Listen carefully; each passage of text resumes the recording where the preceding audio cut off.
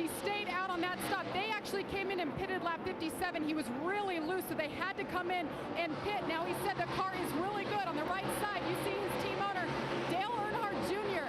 Jr. has been smiling and having a great time so far this race. Now, it was just announced this week this 7 car will be on the racetrack for the rest of the season, sponsored or not, and they are looking at drivers, but Scott Wimmer right now leading, will be in the race at the next stop. Dave? Jamie, a great rebound for Kelly Byers now, who had those early issues, stayed out on this pit stop. Let's review when he pitted last time under the lap 54 caution. They took on four tires and lowered that track bar to try to tighten the car up. He can stay out a good 130 laps or so on fuel. We'll see how it works out for him. And while you finish up, we saw the action going on for 5th, 6th, and 7th. That's Ricky Stenhouse. Remember, he's on 55 lap older tires.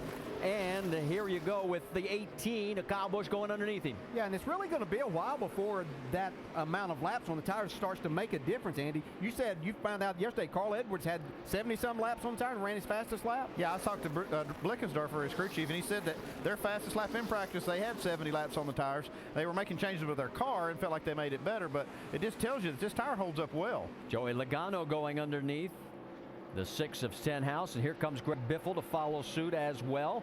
But as we swing back towards the front, Kelly Byers still has that piece dangling from the back of the car, as he has been told by NASCAR officials he will have to fix that next time they pit. Yeah, but he did not make a pit stop this last time. That's why you see it still out there. But NASCAR is going to give him that option to clean it up when they make their next stop. And there you can see the back end of it as Casey Kane clears him and takes over 2nd position.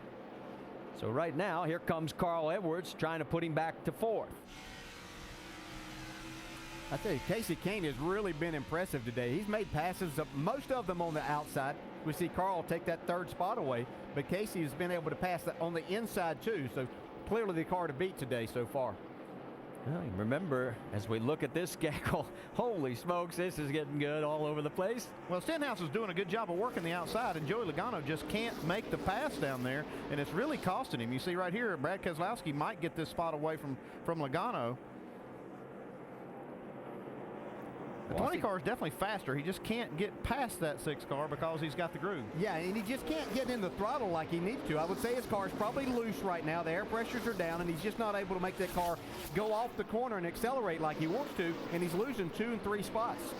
And Brad Keselowski, I don't think, wants to try the high side that high to try and go around on the 6 car up there, because you're going to get up into the marbles. No, but he's able to stay in that spot right there, and looks like he's going to take that spot away from Joey Logano, and then he can go up and negotiate and try to get around the 6 car after that. And that's starting to work for him, and here comes Trevor Bayne saying, hey, if it worked for him, maybe it'll work for me too. Let's go back to the front, because Casey Kane is now making a move to retake the lead. We've had 4 different leaders. Now we have our 5th lead change. You see some damage on Scott Wimmer's car right there on the hood area. And that's where he got into the back of the 11 car that created the big accident down in turns 1 and 2 a little bit earlier. So Casey Kane, who has led a total of 14 laps, retakes the lead. Let's go back to the battle for 9th on the track. There's a Joey Logano in that mix, along with Brendan Gaughan, and right in front is Greg Biffle, who has 9th place. And here's the battle for 6th with Ricky Stenhouse Jr. and Brad Keselowski, and Keselowski trying to go underneath him. Yeah, Stenhouse not going to give up that outside groove. Now he's going to use it to his advantage as long as he can, but I do believe that Keselowski will be able to make this pass. Stenhouse looking for some better results. His best finish so far this season was 30th back at Las Vegas. So right now, him running in the top 10 is where he needs to be. They are fighting desperately to get more sponsorship on that car. Yeah, and you can see Brad Keselowski doing a nice job there, kind of moving Stenhouse up in the center of the corner and then accelerating on the exit to take that spot away. And once he gets past him, he quickly opens up a little bit of ground on him and is starting to pull away. So Brad Keselowski ensconced in 6th position.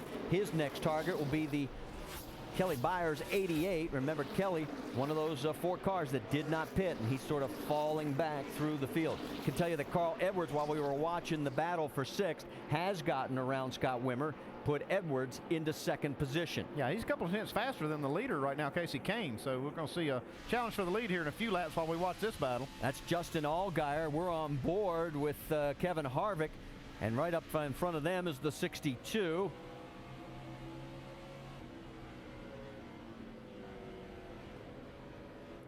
There's what it looks like from outside. Logano, then Brendan Gaughan, Justin Allgaier, and Kevin Harvick. That's all for position on the racetrack, 10th, 11th, 12th, and 13th.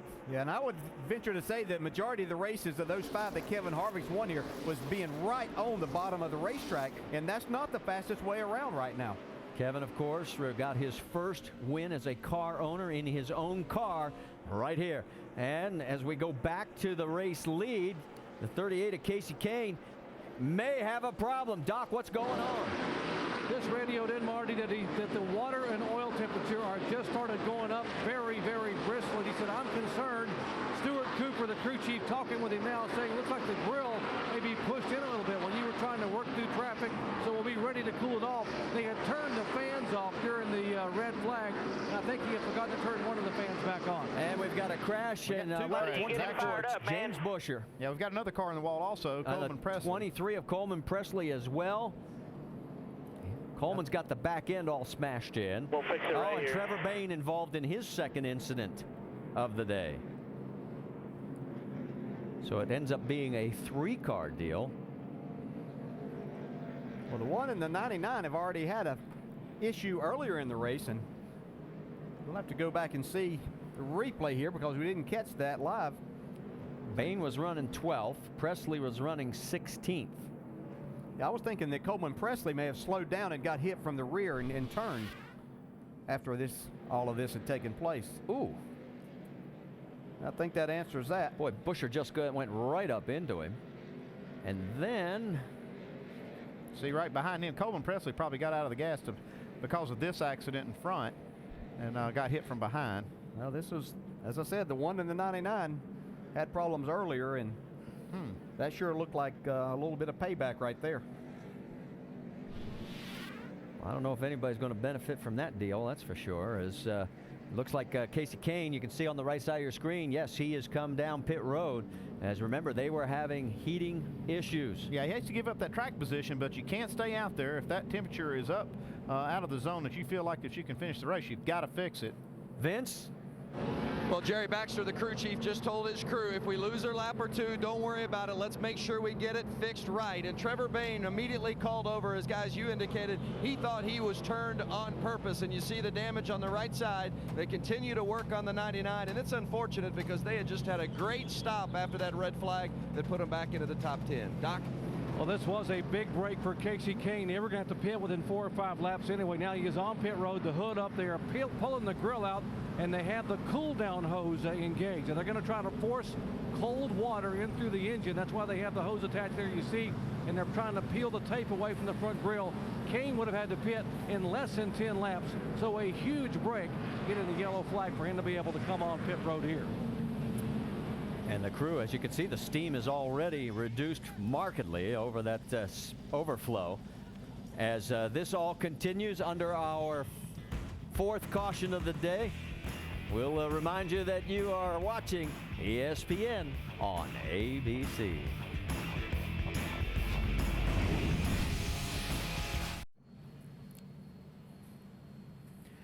ESPN is your NBA destination. Tomorrow night, ESPN shoots a doubleheader. First at 8 Eastern, Tim Duncan and the Spurs face Joe Johnson and the Hawks. Then at 10:30 Eastern, Brandon Roy and the Trailblazers take on Steve Nash and the Suns. It's an NBA special edition on ESPN and ESPN360.com tomorrow.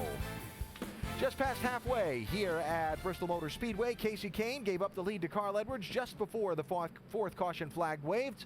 Edwards is out in front of Scott Wimmer, Kyle Busch, Kelly Byers, and Brad Keselowski, while Kahne has been on pit road trying to get an overheating problem cured on his car, and he has fallen well back into the field. Let's check out what they've been trying to do to help that 38 car. For that, we go... first, let's show you what they've been doing under the hood on pit road.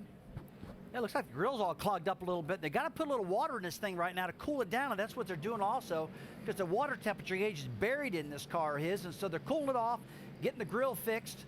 Need to take a little time now, but don't get lapped on the racetrack. That's what they're paying attention to right now.